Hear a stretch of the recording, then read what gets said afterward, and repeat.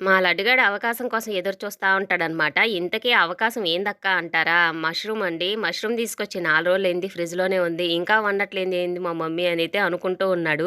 ఇంకా నైట్ మా వారేమో రేపు ఉదయం వంట చేయొద్దు భోజనాలున్నాయి డ్యూటీలో అని చెప్పారు. ఆ మాట చెప్తూనే ఉన్నారు. ఇంక టక్కన లేచేసి ఇంక మష్రూమ్ ఉంది కదా ఫ్రిడ్జ్‌లో రేపు మష్రూమ్ బిర్యానీ చేసి పంపించు మమ్మీ అనైతే అడుగుతున్నాడు. ఇంక సరేలే కూర సెపరేట్ చేయడం ఎందుకు ఇంక దానిలోనే వేసేసి చేద్దామనైతే అనుకున్నాను. ఇంకా దానికి తోడు ఇంకా మొక్కజొన్న ఉందండి. అదేనండి స్వీట్ కార్న్ ఉందనమాట. దాన్ని గూడా వేసి చేసేద్దాం బావుంటది అన్నంలో అని చెప్పి ఇంకా అది గూడా ఒలిచి, ఇంకా మష్రూమ్ అన్నీ నీట్‌గా కట్ చేసేసుకొని చేస్తున్నాననమాట. ముందే వేడి నీళ్ళైతే పక్కనైతే పెట్టేశాను. కరెక్ట్‌గా 15 నిమిషాలంటే 15 నిమిషాల్లో అయిపోయిందండి వంటైతే మటుకు.